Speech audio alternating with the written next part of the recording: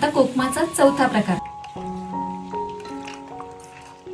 तर हेच आहे आमच्या कोकणातील लाल चिखल।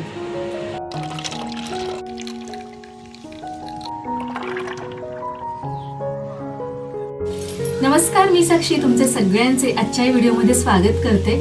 तर कोकणामध्ये आहे ना सध्या कोकमांचा सीझन आहे, म्हणजे जसा हापूस आंब्यांचा सीझन आहे तसाच कोकमांचा सुद्धा सीझन आहे आणि घरोघरी कोकम बनवली जातात। तसाच मी आता हा कोकमांचा जो व्हिडिओ आहे, म्हणजेच कोकम काढण्यापासून ती कोकम कशा पद्धतीने किती दिवस लागतात बनवताना, तो संपूर्ण व्हिडिओ तुमच्यासोबत आज मी शेअर करते। आणि इथे बघताय तुम्ही हे कोकमाचं आगळ आहे, सोबतच हे कोकमाचं सरबत आहे आणि कोकम सुद्धा बनवलेली आहेत मी।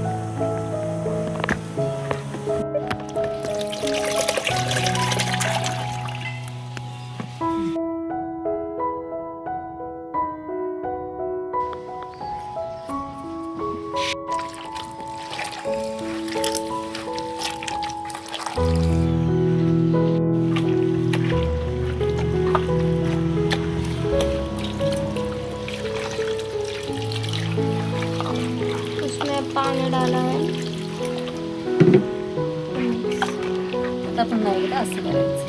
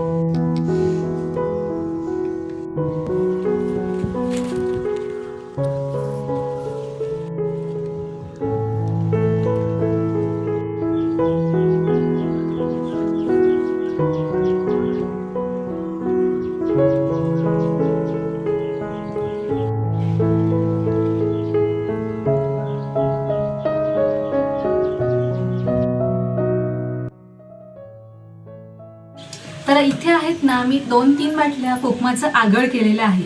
तर शक्यतो कोकमाचं आगळ बनवण्याची पारंपरिक पद्धत तुम्हाला सांगते. कोकम आहेत ना, फोडून सुकवले जातात आणि त्या कोकमाच्या ज्या बिया असतात त्या कुस्करून त्याचं जे पाणी येतं ना ते साठवलं जातं. ते साठवून आहे ना, कोकमाना 2 ते 3 दिवस आधी सुकवलं जातं. ते 3 ते 4 दिवस सुकवल्यानंतर कोकमं चांगली अशी सुकी होतात आणि त्यानंतर जे कोकमाचं पाणी असतं त्याला 2 ते 3 वेळा आहे ना कूट दिलं जातं आणि कूट देऊन शेवटाला जे पाणी उरतं ना, म्हणजे कोकमाचं जे पाणी उरतं तेच खरं तर कोकमाचं आगळ म्हणून वापरलं जातं. परंतु होतं काय, कारण ते आगळ आहे ना घट्ट असतं, परंतु ते जास्त मिळत नाही. आणि म्हणूनच मी काय केलेलं आहे, यंदा कोकमाचं आगळ सेपरेटली केलेलं आहे, जे तुम्ही बघितलेलंच आहे. पण यामध्ये सुद्धा होतं काय, तर ही कोकमं बघा. तर कोकमाचं आगळ बनवून झाल्यानंतर कोकमं आहेत ना कशा पद्धतीने बनतात तेही तुम्हाला सांगते. जेव्हा आपण कोकमाचं आगळ करतो, म्हणजेच त्यातील सगळं जे पाणी आहे, त्यातील जे सत्व आहे, त्यातील जो घट्ट दाटसरपणा आहे, तो आपण पूर्णपणे या कोकमाच्या आगळमध्ये येतो. आणि त्यामुळे आहे ना ही जी उरलेली जी घट्ट पिळून कोकमं घातलेली आहेत ना, ती आमटाला थोडी कमी होतात आणि सुकी अशी खटखटीत होतात. परंतु खरं सांगायचं झालं तर ही कोकमं आहेत ना मला जास्त आवडतात. कारण जेव्हा आपण कोणत्याही पदार्थामध्ये जेव्हा कोकम घालतो, म्हणजे ते मग ते कुळथाचं पिठलं असेल किंवा माशाचं कालवण असेल, तर त्याच्यामध्ये जर आपण अशा पद्धतीने म्हणजे जी कूट लावलेली कोकमं असतात ना, ती खूप आंबट असतात, खूप जास्त प्रमाणात आंबट असतात. त्यातील 1 ते 2 कोकमं जरी घातली ना, तरी ते कोकम आहे ना, म्हणजे आपण जेवलो किंवा 1 तासभर गेला ना की ते कोकम काढून टाकावं लागतं. नाही काढलं तर तो पदार्थ जास्त आंबट होतो, कारण अगदी चमचाभर रस त्या कोकमामधून पडतो असा, म्हणजे आपण जर पिळलं तर. आणि म्हणूनच आहेत तर मला ही कोकमं जास्त आवडतात. ही कोकमं आमट्याला थोडी कमी होतात आणि अशी हातात घेतली तरी अशी ओलसर लागत नाहीत किंवा अशी लाल लाल किंवा चिकट अशी लागत नाहीत, कारण ही ड्राय झालेली आहेत. परंतु तरीही ही कोकमं सुद्धा तितकीच आंबट आहेत. म्हणजे हे जे कोकम आहे ना, ते तुम्ही असंच 2 ते 3 घेऊन अशीच टाकू शकता. जर मोठं असेल तरच त्याचे 2 भाग करून तुम्ही कुळथाच्या पिठल्यामध्ये किंवा माशाच्या कालवणामध्ये घालू शकता. आणि म्हणूनच ही कोकमं सुद्धा व्यवस्थित झालेली आहेत. हा फरक तुम्हाला मी सांगितलेला आहे कोकमाचं आगळ करून घेतलेल्या उरलेल्या जी कोकमं आपण सुकवतो ना त्यामध्ये. आता आपण जी कूट लावलेली कोकमं असतात ना, ती कशी असतात ते पाहूया. तर आता ही जी कोकमं आहेत ना, ती कूट दिलेली कोकमं आहेत. आणि ही कोकमं तुम्ही बघू शकता अशी ओलसर आहेत, म्हणजे हातामध्ये घेतली तर असे हात रंगतात एवढी अशी ओलसर असतात, कारण ही कूट दिलेली कोकमं आहेत. आणि यातील कोकम तुम्ही सारामध्ये घातलं ना तर ती खूप जास्त आंबट होतात. ही कोकमं सारामध्ये म्हणजे माशाचं सार असेल किंवा कुळथाचं पिठलं असेल, अगदी टोमॅटोचं जरी सार असेल, त्याच्यामध्ये जरी तुम्ही हे कोकम घातलं तर ते जास्त वेळ ठेवता येत नाही, ते काढून टाकावं लागतं, नाहीतर पदार्थ जास्त आंबट होतो. आणि म्हणूनच हा फरक आहे कोकमातील, जो तुम्हाला मी सांगितलेला आहे. तर आणखीन एक सांगायचं राहिलं ते म्हणजे काय, कूट दिलेली कोकमं म्हणजे काय, तर हे जे कोकमाच्या बियातील जे पाणी असतं ना, ते साठवलं जातं आणि ही कोकमं कडकडीत सुकवली जातात. आणि 3-4 दिवस सुकवल्यानंतर ही कोकमं त्या कुटीमध्ये म्हणजेच त्या कोकमाच्या पाण्यामध्ये रात्रभर भिजायला ठेवली जातात. आणि सकाळी ही कोकमं कुटीतून काढली जातात, म्हणजेच भिजवलेल्या पाण्यातून त्या काढली जातात, चाळणीवरती निपळवली जातात. आणि पाणी निपळलं की मग उन्हामध्ये अशी प्लास्टिकच्या पिशवीवरती, छान प्लास्टिकच्या कापडावरती घातली जातात. आणि अशी कूट म्हणजे असं पाण्यामध्ये 2 ते 3 वेळा अशी कुटीमध्ये घातली जातात आणि त्यालाच कुटीची कोकमं, अशी लाल लाल कोकमं असं म्हणतात. तर मी इथे 3 बाटल्या कोकमाचं आगळ केलेलं आहे आणि दुसऱ्या 2 बाटल्या आहेत त्या अजून आहेत बाहेर आतमध्ये. आणि त्याचसोबत कोकम सरबत सुद्धा केलेलं आहे, घरचं आहे. आणि कोकम सरबत करताना आहे ना, तुम्हाला सांगितलेलंच आहे की 7 उन्हं दाखवली जातात कोकम सरबताला. आणि ही कोकम सरबताच्या बाटल्या आहेत. आणि सोबतच जे आपण गोड कोकमाचं जे सरबत केलेलं आहे, त्याची ही जी कोकमं आहेत ना, ती मी या बरणीत भरून ठेवलेली आहेत, कारण मला अशा 3-4 बरण्या मी केलेल्या आहेत, कारण मला ही द्यायची आहेत माझ्या नातेवाईकांना म्हणून. तर ही गोड कोकमं आहेत. तर हे गोड कोकम आहे ना, तुम्ही तुरीच्या डाळीची आमटी केलीत ना तर त्यामध्ये घालू शकता. आंबट गोड अशी डाळीला छान अशी चव येते. त्याचसोबत आहे ना, जेव्हा कोकम काढायला जातो तेव्हा कोकमीण हलवली जाते किंवा गरकीने सुद्धा कोकमं काढली जातात. तर पिकलेल्या कोकमांसोबतच कच्ची कोकमं सुद्धा पडतात, तर ती सुद्धा आहेत ना फोडं करून अशी सुकवली जातात. आणि ही कोकमं आहेत ना, तुम्ही ही कोकमं सुद्धा सारामध्ये सुद्धा घालू शकता किंवा याची छान टोमॅटोचं सार जर ज्याप्रमाणे आपण करतो ओलं वाटण लावून, तशीच या कोकमाची सुद्धा कढी बनवून पिऊ शकता किंवा खाऊ शकता, एवढी छान लागते. आता कोकमाचा चौथा प्रकार तो म्हणजे गोडी कोकम. तर ही कोकमं आहेत ना, जे आपण गोडा सरबत जे केलेलं आहे कोकमाचं सरबत, ते मी केलेलं होतं. आणि 7 दिवसांनी हा कोकमाचा रस आहे तो गाळला जातो, पण मी गाळली नाहीत. आणि याला मग 15 दिवस उलटून गेले, मी पाहुणे गेले होते, तर मग हा रस आहे ना तो सुकलेला आहे. म्हणून मग मी आता काय करणार आहे, ही जी कोकमं आहेत ना गोडी, ती अशीच्या अशी प्लास्टिकच्या पिशवीवरती, प्लास्टिकच्या कापडावरती सुकायला घालणार आहे. आणि ही अशी कोकमं आहेत ना गोडी कोकमं म्हणून, लहान मुलांना जे आवडतात, म्हणजे जसं की तुम्ही गणपतीपुळ्याला आलात की तुम्ही स्पेशली गोड कोकम द्या म्हणून मागून घेता, तर तीही गोडी कोकमं. म्हणजे मी अजून सुकवली नाही आहेत, फक्त मला सुकवायची आहेत अशी सेपरेट घालून सुकवायला. आणि ही गोडी कोकमं तयार होणार आहेत